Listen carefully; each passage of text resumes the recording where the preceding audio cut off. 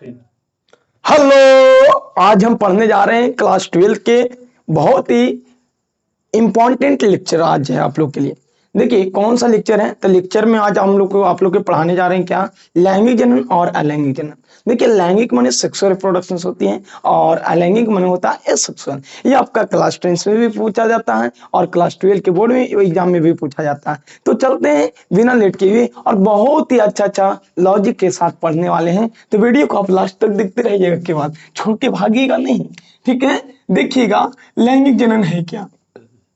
Sir लैंगिक जनन होता क्या है, तो लैंगिक जनन में इंग्लिश क्या होता है, सेक्सुअल रिप्रोडक्शन, और अलैंगिक जनन में एसेक्सुअल रिप्रोडक्शन होती है। तो बाबू लोग सेक्सुअल रिप्रोडक्शन करने के लिए हम लोग इतना बात जानते हैं कि बाबू लोग सेक्सुअल रिप्रोडक्शन में सेक्स होता है, कुछ होता है सेक्स, और अलैंगिक जनन में इस सेक्सुअल रिप्रोडक्शन में सेक्स नहीं होता है। तो बताइएगा आप ही लोग, सेक्स करने के लिए मेल और फीमेल की आवश्यकता पड़ेगा कितना, किसको किसको आवश्यकता पड़ेगा, मेल को आवश्यकता पड़ेगा और किसको आवश्यकता पड़ेगा, फीमेल की आवश्यकता पड़ेगा।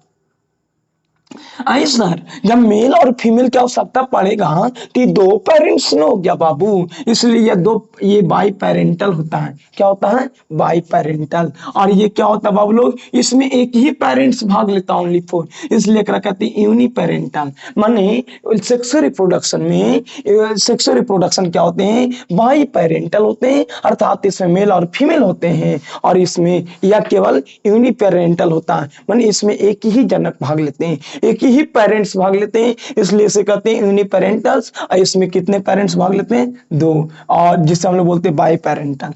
इसमें गैमेट का फॉर्मेशन होता है। अब बताइए कि इसमें दो पेरेंट्स भाग ले रहा है, मेल और फीमेल, तब मेल से बनेगा स्पर्म और फीमेल से बनेगा ओवम। तो बताइएगा इसमें गैमेट का फॉर्मेशन होगा, इसमें गैमेट का फॉर्मेशन नहीं होगा, क्योंकि इसमें दो व्यक्ति रहता तब ना जरूरी पड़ता सट्टे के। तो इसमें एक ही व्यक्ति भाग लेता है, अर्थात यह यूनिपेरेंटल होता है, जिसमें गैमेट का फॉर्मेशन की आवश्यकता नहीं पड़ता है और नहीं पड़ेगा भी नहीं। आगे देखते हैं, सर इसमें गैमेट का फॉर्मेशन नहीं होता है, इसमें गैमेट का फॉर्मेशन होता है। तो ऐसा जीव क्या होते हैं बताइए, ये वाला लैंगिक जनन समझ लीजिए कि अपने आप खुद को मान लीजिए लैंगिक जनन वाला, और जो छोटा छोटा जीव है उसमें अलैंगिक जनन होता है। तो बताइए हम लोग कौन सा जीव के अंतर्गत आते हैं, उच्च श्रेणी के जीवों में आते हैं। तो बताइए कि लैंगिक जनन कौन सा में होता है, हायर ऑर्डर ऑर्गेनिज्म में, माने उच्च श्रेणी के जीवों में होता है। माने लैंगिक जनन किस में होता है बाबू, हायर ऑर्डर ऑर्गेनिज्म होता है। और ये सेक्सुअल रिप्रोडक्शन किस में होती है, या ओनली फोर या लोअर ऑर्डर ऑर्गेनिज्म होता है। तो बताइएगा ये लैंगिक जनन हम लोग में होता है और लैंगिक जनन छोटे छोटे जीवों में होते हैं। तो बताइएगा कि जो हम लोग हैं वो हायर ऑर्डर ऑर्गेनिज्म के अंतर्गत आते हैं, और इसमें बाबू लोग लोअर ऑर्डर ऑर्गेनिज्म होता है, ठीक है।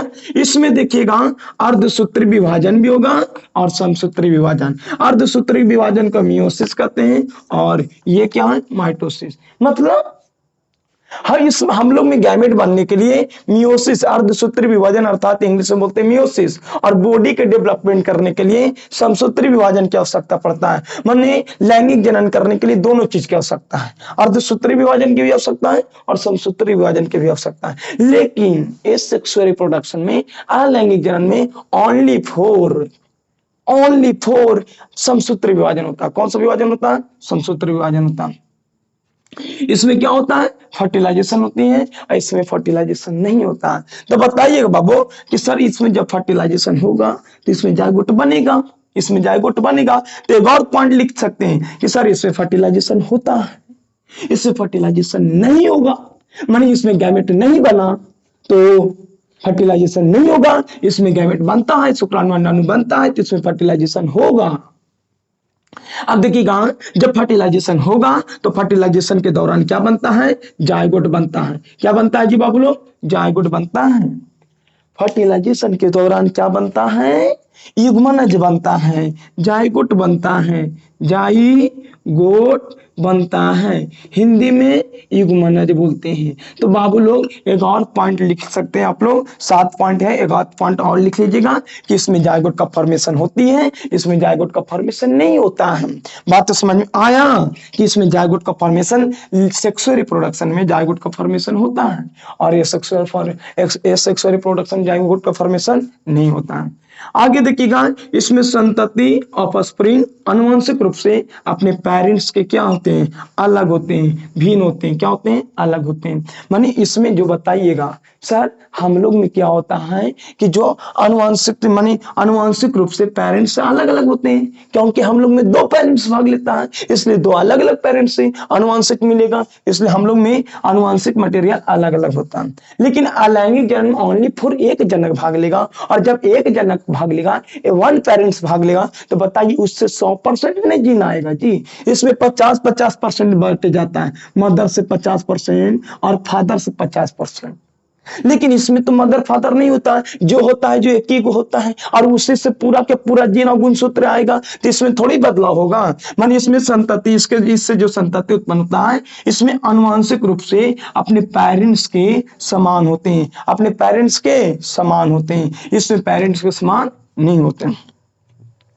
अब बताइएगा बाबू लोग कि सर ये सामान्य नहीं हो रहा है, तो मतलब में चेंजिंग आ रहा है, बदलाव आ रहा है। ये बदलाव को हम लोग इंग्लिश में क्या बोलते हैं, वेरिएशन। तो इससे जीवों में विभिन्नताएं होती हैं, विविधता आती है, वेरिएशन होता है। ऐसे जीवों में विविधता नहीं होता, वेरिएशन नहीं होता।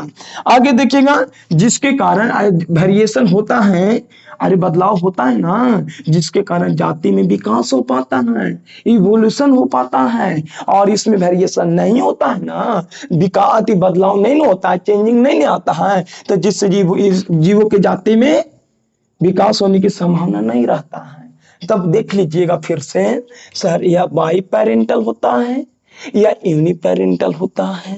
बाई पेरेंटल कहने का मतलब इसमें मेल और फीमेल होता है, और यूनिपेरेंटल कहने का मतलब इसमें मेल और फीमेल नहीं होता है, एक ही व्यक्ति में दोनों होता है।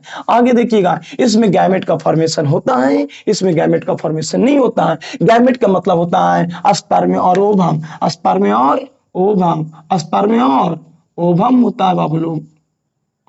मैंने शुक्राणु और अंडाणु का फॉर्मेशन इसमें होता है, इसमें शुक्राणु अंडाणु का फॉर्मेशन की आवश्यकता ही नहीं पड़ता है बाबू लोग। या हायर ऑर्डर ऑर्गेनिज्म होता है या लोअर ऑर्डर ऑर्गेनिज्म होता है। माने या उच्च श्रेणी के जीव में होता है, तो हम लोग उच्च श्रेणी के जीव हैं, तो हम लोग में होगा, और ये नए हैं, तो बताइए ये अलैंगिक जनन की आवश्यकता है। लोअर ऑर्डर माने जो छोटे छोटे श्रेणी के अंतर्गत आते हैं, जैसे amoeba, paramecium, euglena, hydra, yeast, spirogyra, planaria, इटिस में अलैंगिक जनन होगा, और सब्जी में भी होता है अधिकतर में। आगे देखते हैं, इसमें अर्धसूत्री और समसूत्री दोनों विभाजन की आवश्यकता पड़ता है, और इसमें ओनली फॉर समसूत्री, इसमें ओनली फॉर समसूत्री विभाजन की आवश्यकता पड़ता है। तो इसमें अर्धसूत्री और समसूत्री दोनों की आवश्यकता पड़ता है, और इसमें ओनली फॉर समसूत्री की आवश्यकता पड़ता है। इसमें फर्टिलाइजेशन होता है, इसमें फर्टिलाइजेशन की आवश्यकता ही नहीं पड़ता है। क्यों? क्योंकि इसमें गैमेट बना ही नहीं, और जब गैमेट बना ही नहीं तो गैमेट मिलेगा कहां से, और जब मिलेगा नहीं तो फर्टिलाइजेशन कहलाएगा कहां से। आगे देखिए, इससे संतति जो उत्पन्न होगा वो आनुवंशिक रूप से, जेनेटिकली रूप से एकदम अपन पेरेंट्स से, माता पिता से अलग होता है। लेकिन अलैंगिक जनन से जो उत्पन्न संतान होता है ना, वो जेनेटिकली रूप से भी और मॉर्फोलॉजिकली माने आनुवंशिक पदार्थ से भी और चेहरा से भी दोनों रूप से सेम होता है, जिसके लिए कलोन वर्ड का प्रयोग करते हैं, जो आगे हम बताएंगे। तो बताइए बाबू, इसमें संतति जो होते हैं वो आनुवंशिक रूप से, जेनेटिकली रूप से और मॉर्फोलॉजिकली माने आकारकीय रूप से, दोनों रूप से अपने पेरेंट्स के, अपने जनक के समान होते हैं, सिमिलर होते हैं। बट इसमें ऐसा नहीं होता है, और जब सिमिलर नहीं होते तो इसमें कुछ ना कुछ बदलाव आता है, विभिन्नताएं होती है, और जब विभिन्नताएं होती हैं तो जिसके कारण जीवों की जातियों में क्या हो पाता है, विकास हो पाता है बाबू लोग। इसमें देखते हैं, इसमें ऑर्गेनिज्म में विभिन्नता नहीं होता है, माने इस जनन से, अलैंगिक जनन से जीवों में कोई बदलाव नहीं होता है, और जब जीवों में कोई बदलाव नहीं होता है जिसके कारण जाति में उसका विकास नहीं हो पाता है। एक और बात छूट गया था कि सर जब इसमें फर्टिलाइजेशन होता है तो फर्टिलाइजेशन होगा ना, तो में जायगोट बनेगा, और जब इसमें फर्टिलाइजेशन नहीं होगा तो जायगोट कहां से बनेगा, बन पाएगा नहीं बन पाएगा। तो इतना तो आप समझिए जाते हैं। और सर जब जायगोट बनेगा तो बच्चा विकसित होगा, और इसमें जायगोट नहीं बनता है तो इसमें बच्चा विकसित क्या संभावना नहीं रहता, हटा फटा और फटने के बाद टूटने के बाद नया जीव इसमें बन जाता है। तो इसका एग्जाम्पल हम लोग हो गए, मनुष्य, जानवर, बकरी, सारे के सारे जानवर लैंगिक जनन, और जिसको हम देख पाते हैं दिखता है ये लैंगिक जनन ही करता है। मजा तो इसी में रखा, मजा इसमें है, लेकिन इसमें कोई मजा ही नहीं, इसमें डायरेक्ट सजा है। माने फट गया बेचारा तो डायरेक्ट सजा नहीं मिल गया जी, इसमें मजा है, फटेगा तभी मजा आएगा।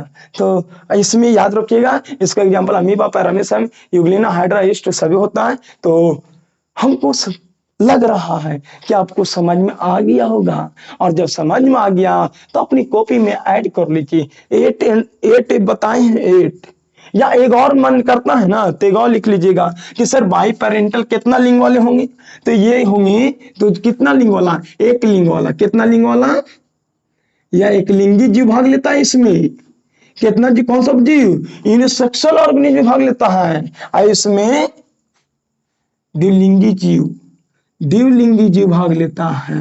द्विलिंगी माने उभयलिंगी, द्विलिंगी माने उभयलिंगी, तो इसमें उभयलिंगी जीव भाग लेता है। तो आदम याद रखिएगा कि सर 3 चीज, इसमें फर्टिलाइजेशन होता है, इसमें देखिए इसमें फर्टिलाइजेशन होता है, इसमें फर्टिलाइजेशन नहीं होता है। जब फर्टिलाइजेशन होता है तो जायगोट इसमें बनता है, तो एक और लिख सकते हैं कि इसमें जायगोट का फॉर्मेशन होता है, इसमें जायगोट का फॉर्मेशन नहीं होता। इसमें एक लिंगी जीव भाग लेते हैं, इसमें द्विलिंगी जीव भाग लेते हैं। तो इतना हमको लग रहा है फिर समझ आ गया। तो हम लोग हमको जानने की जरूरी है, और वीडियो को दैंड कर देते हैं, और चैनल को आप सब्सक्राइब कर लीजिएगा ताकि अगले वीडियो भी आपको आपके टॉपिक में हेल्प कर सके हम। तो मिलते हैं अगले दिन, जब तक के लिए बाबू लोग आप लोग जीते रहिए, हंसते रहिए, पढ़ते रहिए, मेहनत करते रहिए, और जब तक सिलेक्शन ना हो जाए जब तक आप प्रैक्टिस करते रहिए। तो मिलते हैं, प्रैक्टिस और रिवीजन करना बहुत जरूरी होता है। तो प्रैक्टिस करिए और रिवीजन करिए, और फिर ध्यान में रखिए कि आपका पड़ोसी वाला क्या बोला था, ठीक है। तो पड़ोसी वाला को जलाना है ना, दिखाना है ना, तो दिखाना है। तो मिलते हैं अगली वीडियो में, जब तक के लिए जय हिंद, जय भारत।